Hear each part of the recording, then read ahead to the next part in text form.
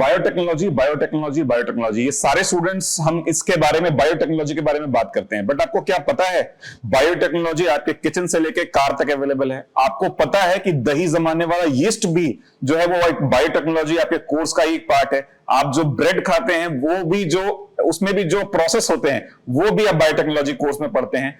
इस वीडियो में हम पूरे डिटेल में बात करेंगे। हमारे साथ सब्जेक्ट मैटर एक्सपर्ट भी होंगे जहां हम बायोटेक्नोलॉजी के सारे इंप्लीमेंटेशन के बारे में बात करेंगे। तो keep watching and keep learning. Warm welcome all my dear students. जैसा कि आपको पता है, मैं हमेशा ही स्टूडेंट के लाइफ के प्रॉब्लम, कंफ्यूजन और डिसीजंस पे बातें करता हूं। आज हम बात करने वाले हैं बहुत एक्साइटिंग कोर्स के बारे में जो कि स्पेशली बायो स्टूडेंट का फेवरेट है।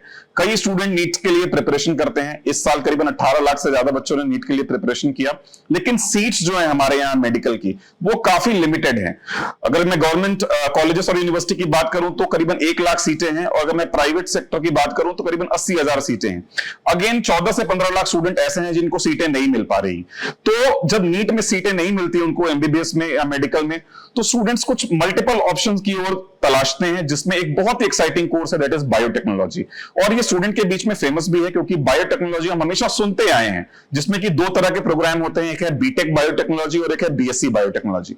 सो आज हम इसी के बारे में बात करेंगे, क्योंकि बायोटेक तो हम ऊपर से सरफेस लेवल पे सुनते आए हैं, लेकिन इन डेप्थ बायोटेक्नोलॉजी में होता क्या है ये हम सबके बारे में हमें उतनी जानकारी नहीं है। तो हमारे साथ आज सब्जेक्ट मैटर एक्सपर्ट हैं डॉक्टर ज्योति खुराना हमारे बीच, जो बायोटेक्नोलॉजी की प्रोफेसर हैं और असिस्टेंट प्रोफेसर हैं आरका जैन यूनिवर्सिटी में बायोटेक्नोलॉजी सब्जेक्ट की। तो मैम आपसे जानेंगे, सबसे पहले मैं आपसे ये जानना चाहता हूं कि मैम ये बायोटेक्नोलॉजी होता क्या है, व्हाट इज बायोटेक्नोलॉजी? पहले तो मैं आपका धन्यवाद करूंगा अभिषेक जी, कि आपने बहुत ही अहम मुद्दे पे बात की कि बहुत सारे बच्चे ऐसे हैं जो नीट नहीं क्वालिफाई कर पाते और उनके पास क्या ऑप्शन और वो किस ऑप्शन में अपने आप को किस्मत को आजमा सकते हैं, और उनको जानना की जरूरत है कि उनको इंटरेस्ट किसमें।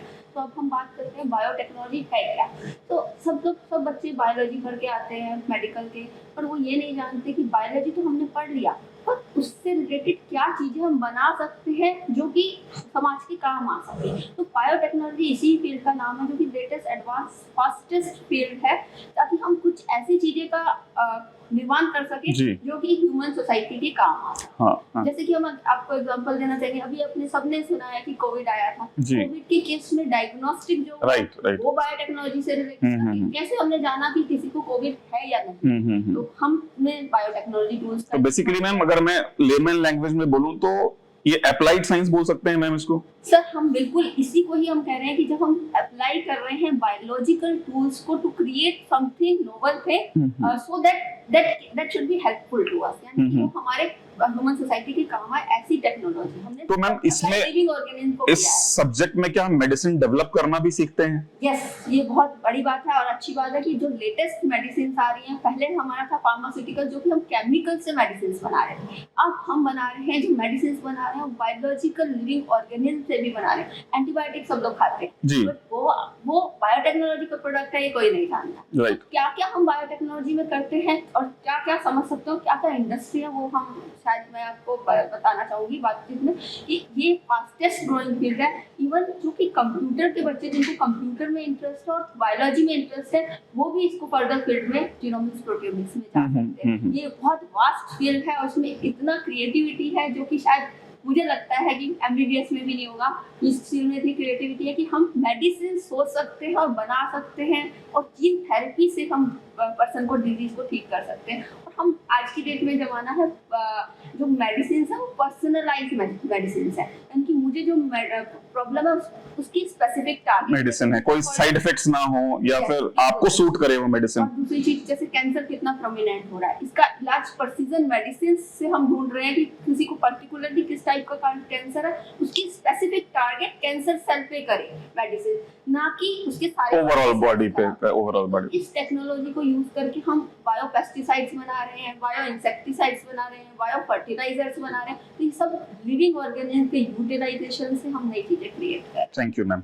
और कौन से बच्चे हैं मैम जो ऑप्ट कर सकते हैं? क्या ओनली बायो स्टूडेंट इसको ऑप्ट कर सकते हैं? नहीं, इस फील्ड की ये खासियत है कि हम इसमें फिजिक्स केमिस्ट्री मैथ पढ़े स्टूडेंट्स भी इसको ऑप्ट कर सकते हैं। वो भी अगर फर्दर एमएससी करना चाहे बीएससी बायोटेक्नोलॉजी के बाद, वो भी एक कंप्यूटर बायो इन्फॉर्मेटिक्स में इसमें जा सकते हैं।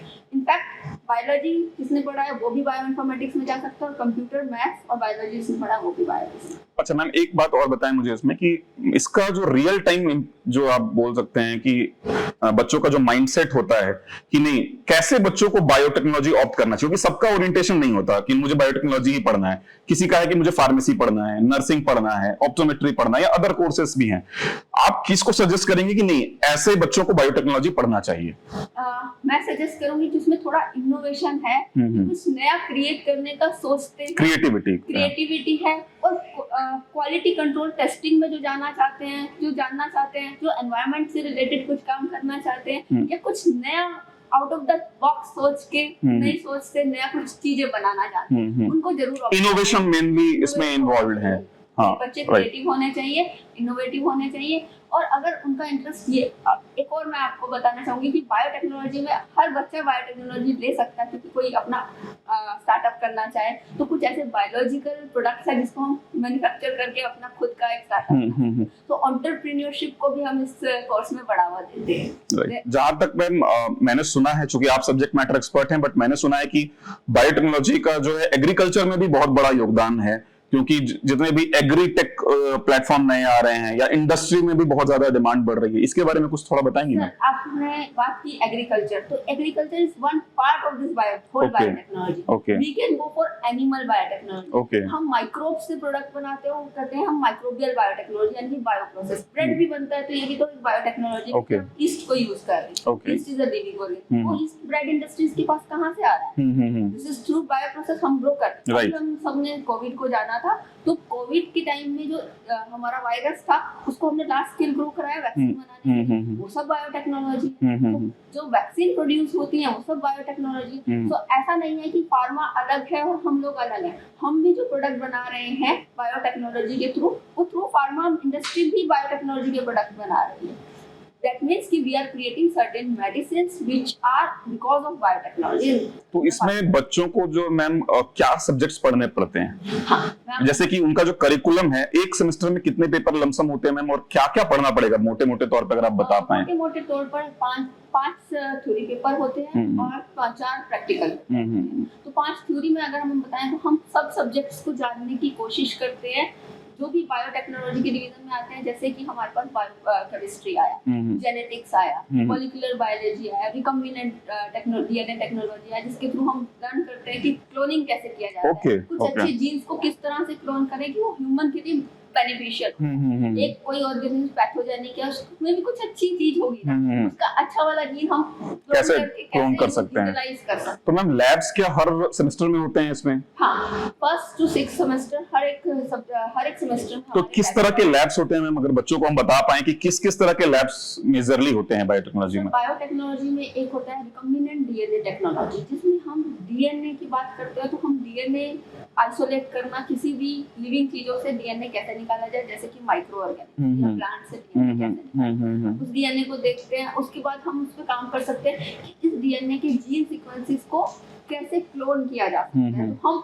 अच्छी चीजों की क्लोनिंग के लिए जीन को यूज करते हैं। जैसे कि हम अगर हम बात करते हैं माइक्रो ऑर्गेनिज्म की, तो माइक्रो ऑर्गेनिज्म के अच्छे जीन को हम क्लोन करके उससे कुछ अच्छा प्रोडक्ट बना सकते हैं। ठीक है। लेकिन अगर मैं लैब के टर्म यूज करूं मैम, तो जैसे कि फार्मास्यूटिक्स, फार्माकोलॉजी, ऐसे लैब्स होते हैं, तो बायोटेक्नोलॉजी में कोई स्पेसिफिक टर्म है क्या लैब्स के? सर, अब ग्रेजुएशन लेवल पे हम एक सिंगल लैब रखते हैं, बट जैसे जैसे फर्दर एमएससी में लैब में जाएगा कोई भी बच्चा, तो जैसे एमएससी जेनेटिक्स लैब हो गया, प्लांट बायोटेक्नोलॉजी लैब हो गया जहाँ पर प्लांट टिश्यू कल्चर पे काम होगा, एनिमल बायोटेक्नोलॉजी लैब जहाँ पर हम एनिमल सेल्स पे काम करेंगे। तो अगर आफ्टर बीएससी जब बच्चा रिसर्च में जाना चाहता है या हायर स्टडी में जाना चाहता है, तो एमएससी लेवल पे जो भी हम सब्जेक्ट बीएससी में कवर करते हैं उसमें से पर्टिकुलर सब्जेक्ट में वो एमएससी करता है। ओके मैम, तो एक तो फ्यूचर स्कोप जैसा आप बता रही है कि एक हो गया कि एमएससी बायोटेक्नोलॉजी बच्चा कर सकता है या पीएचडी तक जा सकता है।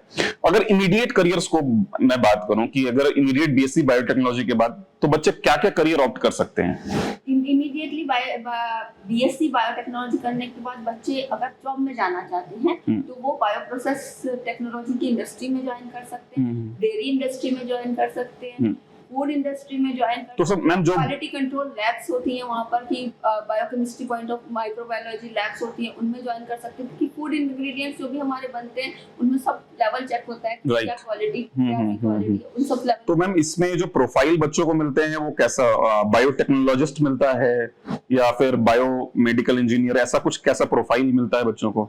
लैब अगर हम रिसर्च लैब्स की बात करें तो लैब असिस्टेंट वाला Assistant. प्रोफाइल मिल जाता है बच्चों को इस फील्ड के लिए। और मैम सैलरी लमसम क्या मिलती होगी? एक आइडिया, जेनरिक आइडिया अगर मैं बात करूं तो अगर फ्रेशर बायोटेक्नोलॉजी का है तो उसकी सैलरी रेंज क्या होती होगी? सर अराउंड 4 to 6 lakhs ये एनुअल पैकेज बच्चों को मिल जाता है। और किस अगर टाइप? अच्छी लैब्स में ये बच्चे की कैपेबिलिटी पे डिपेंड करता है और उसने कितना डेप्थ तक उस सब्जेक्ट को जाना है उसके हिसाब से मेडिकल इंडस्ट्री भी उनको ऑप्ट कर सकती है। और अगर बच्चे का इंटरेस्ट थोड़ा सा झुकाव है कि वो मार्केटिंग और मैनेजमेंट में जाए तो वो बीएससी एमबीए इन बायोटेक्नोलॉजी भी जा सकते हैं। अच्छा, एमबीए इन बायोटेक्नोलॉजी भी कर सकते हैं? ये ऑप्शन है MBA in biotechnology not in Arka. और मैम लेक्चररशिप के लिए अगर मैं बात करूं तो क्या उसमें पीएचडी मैंडेटरी है या फिर मास्टर्स के बाद भी जो है वो स्टूडेंट लेक्चरशिप में जा सकते हैं? हाँ सर, आपका सवाल बहुत सही है कि एमएससी करने के बाद यूजीसी नेट का टेस्ट देके बच्चे लेक्चरशिप में भी जा सकते हैं। और वहां पे उनकी सैलरी रेंज क्या होती है होगी मैम?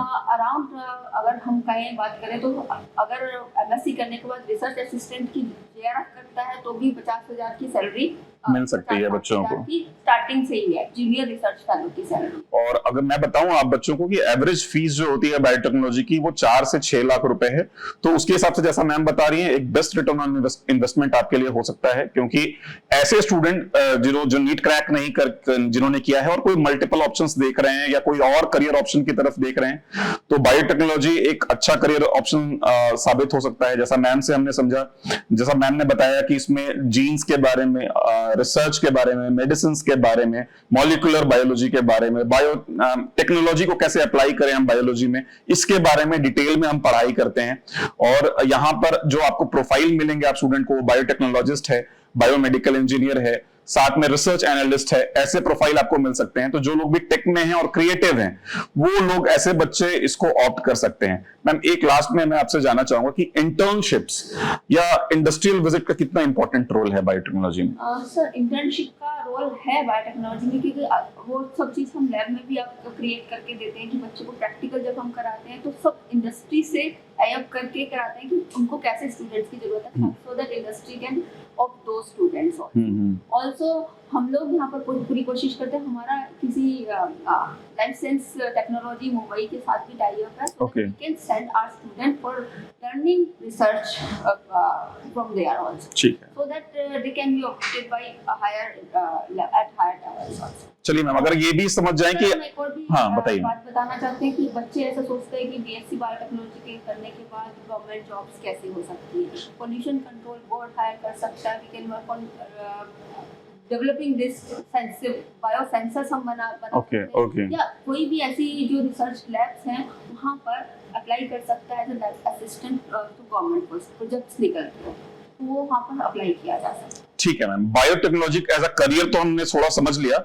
लेकिन अगर मैं बात करूं कि आर्का जैन यूनिवर्सिटी क्यों ऑप्ट करना चाहिए, क्योंकि there are so many other option, तो why to choose Arka Jain university? अगर मैं बायोटेक्नोलॉजी में यहाँ पे क्यों ऑप्ट करूं एज अ स्टूडेंट, अगर हमसे सवाल पूछूं मैं? आपका सवाल बहुत अच्छा है, क्यों मैं ये बताना चाहूंगी कि हमारे यहाँ पर पूरे जमशेदपुर में आर्का जैन यूनिवर्सिटी में भी ऐसा है कि जो फैकल्टी है वो सारी की सारी फैकल्टी डॉक्टरेट है और they have put on too much effort in their research. 7-8 years का रिसर्च करके वो लोग आए हैं, तो वो जितना डेप्थ से आपको समझा सकते हैं उतना शायद से कोई एमएससी लेवल तक रिसर्च में है, पेटेंट्स में है, मुझे लगता है हमारे यहाँ यूनिवर्सिटी के हर साल हमारी फैकल्टीज बहुत सारे रिसर्च पेपर्स पब्लिश कर रही है, इनफैक्ट पेटेंट्स पब्लिश कर रही है, तो हम आप लोग को ज़्यादा सीखने का मौका मिलता है कि अर्का जैन में हमारे पास जो फैकल्टी है वो हमें बेस्ट दे सकती है। दूसरी चीज़, पूरे जमशेदपुर में हमारे जैसे ट्रेंड लोग नहीं, और हमारी यूनिवर्सिटी इतना एक्सप्लोर कराती है webinars through zoom meeting, industrial person के साथ भी बच्चे को यहाँ रहते ही प्रैक्टिकल नॉलेज मिल जाती है।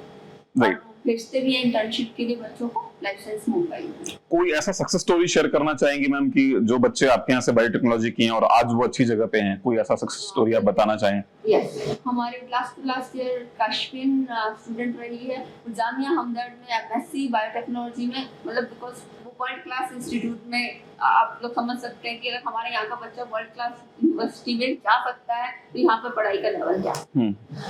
चलिए, थैंक यू सो मच। हमने आज बात की डॉक्टर ज्योति खुराना से, जो कि और इन डेप्थ जाना हमने आज biotechnology as a career option. I hope आप सब स्टूडेंट्स को इससे बहुत मदद मिलेगी करियर के सिलेक्शन में, बिकॉज आपके बोर्ड के रिजल्ट्स आ गए हैं, नीट का एग्जामिनेशन हो चुका है और अब डिसीजन बनाने का समय आ गया है। तो आई एम 100% श्योर कि ये वीडियो आपको पसंद आई होगी और इसमें आपको इन डेप्थ जानकारी मिली होगी। अगर पसंद आई है तो अपने फ्रेंड्स के साथ ज्यादा से ज्यादा शेयर करें। और तब तक के लिए मैं आरका जैन यूनिवर्सिटी के ओर से ऑन बिहाफ ऑफ एवरीवन आप सबको बोर्ड एग्जामिनेशन के रिजल्ट्स के लिए बहुत बहुत बधाई देता हूं, और कॉलेज सिलेक्शन के लिए और करियर के चुनाव के लिए भी हम ऐसे ही वीडियोस आपके लिए लाते रहेंगे। Thank you so much. Be positive, there are many fields to explore. Biotechnology is one of the fastest growing field, and there are latest fields such as bioinformatics which is part of biotechnology. I hope ये video आपको पसंद आई होगी। ये podcast में कुछ समझा पाए होंगे हम लोग। अगर ये वीडियो पसंद आई है तो अपने फ्रेंड्स के साथ ज्यादा से ज्यादा शेयर करें। This is Abhishek, as always signing off. आप अपना और अपने आसपास वालों का ख्याल रखें, सुरक्षित रहें। Take care.